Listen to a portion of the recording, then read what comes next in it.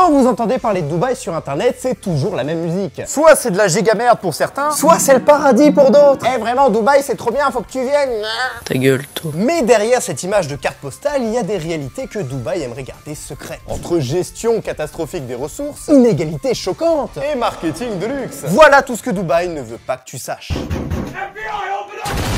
Si vous n'avez jamais entendu parler de cette ville, bon déjà bonne chance, vous avez sans doute remarqué que c'est un sujet assez discuté. Et c'est bien normal, c'est quand même une ville qui regroupe le Burj Khalifa, la tour, plus de 800 mètres de haut. Oh my god! Wow! Un développement hyper rapide qui a fait passer la population de 1 million d'habitants en 2001 à plus de 3,52 millions aujourd'hui. Et surtout une avancée immense en termes de technologie et de travail. Et je rappelle que les plus gros experts sont à Dubaï. Pourquoi j'y suis pas encore? Le chiffre qui choque le plus, c'est quand même 91%. C'est le nombre d'expatriés qui vit dans cette ville. C'est énorme, je vais appeler Johnny. Oh oui, Dubaï, quelle masterclass. Et en soi, c'est pas très étonnant, parce que la politique là-bas se focus à trouver ce genre de personnes. Car les Émirats Arabes Unis cherchent une nouvelle forme économique, après le pétrole, parce que je le rappelle, c'est pas une source qui est éternelle. Et cette nouvelle forme, c'est le tourisme et l'expatriation. Putain, j'en ai marre de ce pays, je vais me casser. Peut-être déjà que je parte de chez mes parents. Le point qui attire forcément beaucoup de monde à Dubaï, c'est la fiscalité à 0%. Pas d'impôt sur le revenu, pas de TVA pendant longtemps, une fiscalité qui te favorise. Here comes the money. Here we go. Ben non, y a pas de piège, hein. Pas du tout, pas du tout, pas du tout. En apparence, c'est le paradis fiscal ultime. Mais dans les faits, c'est pas trop le cas, hein. Pas trop. Bon, certes, la fiscalité est cool, mais les habitants doivent payer extrêmement cher pour le reste. Accéder à la santé, à l'éducation, même un permis de séjour, ça coûte extrêmement cher. Les multinationales adorent cette fiscalité, mais pour les habitants, c'est autre chose, hein. Tout est à la carte. Excusez-moi, pour une limonade, c'est combien, s'il vous plaît? $1 million. Le pire, c'est que ça se prouve avec l'achat de voitures de luxe. Beaucoup de voitures très chères sont laissées épaves là-bas, mais pourquoi, vous allez me dire? Eh bien, c'est très simple, parce que les gens commencent à faire crédit, et puis ils se rendent compte qu'au bout d'un moment, ils vont pas pouvoir payer le reste, hein, c'est beaucoup trop élevé. Donc forcément, ils décident de quitter le pays au plus vite, parce que là-bas, si tu rembourses pas ton crédit, tu risques de gros problèmes juridiques. Eh oui, c'est pas aussi simple, hein. Sûrement une erreur dans le contrat. Bon alors, elle vous plaît la voiture, vous signez le contrat? Ah bah oui, bien sûr, franchement, 10K la voiture, vive Dubaï, quoi. Bismillah, quoi. Alors, oui, c'est 10 000, mais par mois. Hein, la voiture, elle vaut 2 millions. Ah, c'est par mois? Ah ouais. Bon, sinon, par rapport au contrat, bah, il est passé où? Ce qui est encore plus casse-couille, c'est que l'argent durement gagné en vendant votre cul sur OnlyFans reste bloqué à Dubaï. Et oui, Jamy, car si vous voulez récupérer votre argent et partir dans un autre pays, ça va être très compliqué. Oh merde! Oh, c'est con ça! Si vous souhaitez par exemple revenir en France, l'argent que vous avez obtenu n'a subi aucun trafic, aucune imposition, donc comment savoir que vous l'avez gagné légalement ou non? Hop, tu regardes la vidéo alors que t'es pas abonné? Non mais c'est quoi ce bordel? Dépêche-toi, je rush les 10K ou pas? Après, vous vous en doutez, il n'y a pas que les habitants qui subissent ce désastre économique, il y a surtout l'État qui en prend plein le cul. Maman, c'est dur. Bah oui, s'il n'y a pas d'imposition, l'État doit donner 100% de sa poche pour faire des structures dans la ville. L'exemple le plus fou, c'est la gestion des égouts des immeubles de la ville. Un simple système d'évacuation des eaux n'est même pas disponible. Tout ça est stocké et reconduit par camion dans les stations d'épuration du pays. Ce qui forme ces putains d'embouteillages de camions caca. Sacré nom de Dieu. Donc les mecs te sortent des tours de zinzin, ils te prévoient même de faire des taxis volants, mais ils sont pas capables de faire des putains d'égouts. Comment c'est possible d'oublier des choses aussi logiques? Mec, je pars à Los Angeles pendant 1 mois dans un hôtel 5 étoiles avec piscine, cinéma privé, spa, une véritable dinguerie. Waouh, stylé de ouf. Et t'y vas comment là-bas? Bah, je pars en... Oh merde! Ah le con, j'ai oublié de prendre les billets d'avion. Bon, c'est pas grave, j'irai en voiture, c'est pas grave. Bah, ça fait quand même un peu loin. Puis il y a l'océan, surtout. Ah, j'ai des très bons essuie-glaces, hein. Faut le savoir.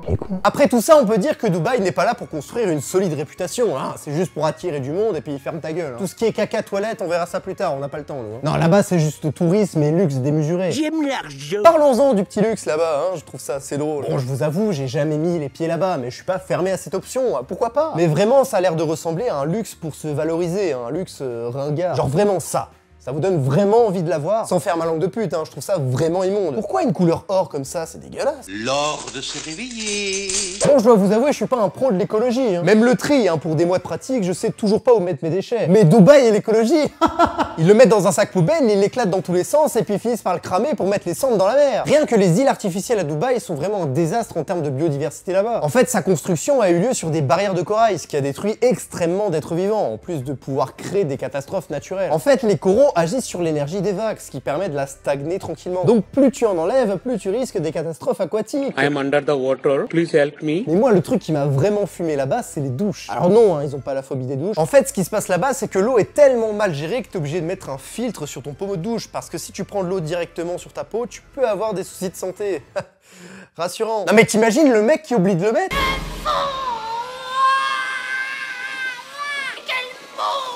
C'est pareil pour l'eau potable, il faut absolument éviter de le boire au robinet. Toujours prendre une bouteille d'eau, comme une cristalline par exemple.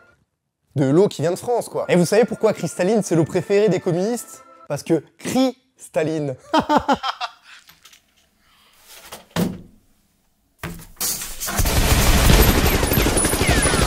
Même l'air là-bas, c'est compliqué. La ville est en chantier H24, combiné à ça les tempêtes de sable, ben mec, tu finis avec des putains de maladies respiratoires. J'espère que t'as une bonne mutuelle. Pour preuve, sur internet, on vous montre vraiment la ville sous ses beaux angles, hein, le ciel bleu, le soleil, les plages. Waouh.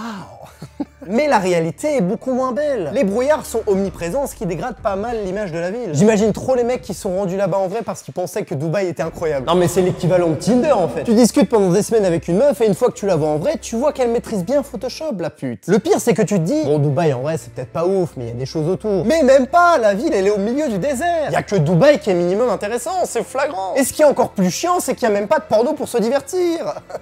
C'est interdit. Mais ce n'est pas grave car vous pouvez utiliser un VPN avec CyberGhost VPN qui sponsor. Non, je rigole, je suis pas sponsor. Hein. Après, pour parler plus sérieusement de Dubaï, je dirais que c'est une ville en pleine expansion qui cherche à durer dans le temps de manière économique, de faire une sorte de transition entre le pétrole et le tourisme. Donc c'est sûr qu'une évolution aussi rapide, bah c'est pas très glorieux. Le point qui me heurte le plus là-bas, c'est quand même la condition des travailleurs étrangers là-bas. On parle de Pakistanais, d'Indiens et de toutes sortes de personnes qui viennent des pays voisins, qui font des boulots atroces pour des salaires de misère. Much more difficult to earn some money in Pakistan or in India. Après, je vais pas faire le saint parce qu'il y a sûrement des produits que je consomme à l'heure actuelle qui sont produits par des personnes dans de mauvaises conditions de travail. Mais je trouve qu'il y a un côté plus pervers à Dubaï parce que le but là-bas, c'est clairement de sacrifier l'homme pour l'argent. Pour comparer avec la France, les conditions de travail sont quand même bien plus supérieures qu'à Dubaï. Même si certains diront que la fiscalité est désavantageuse en France, il y a quand même plus de sécurité qu'à Dubaï. On peut carrément sur un chantier utiliser un droit de retrait. C'est-à-dire que si on sent que la situation est dangereuse, on peut partir à tout moment. Je suis pas certain qu'à Dubaï on t'offre cette possibilité. Juridiquement parlant, c'est pareil, c'est dominé par la charia, avec diverses normes religieuses et culturelles. L'homosexualité est interdite, mais paradoxalement, c'est considéré comme une ville qui regroupe le plus gros taux d'LGBT, parce que forcément, les gens qui sont autour se disent, bon, il y a moins de risques d'aller à Dubaï, donc on va aller là-bas, c'est logique. C'est pareil pour la prostitution, c'est totalement interdit, mais je peux vous dire que ça...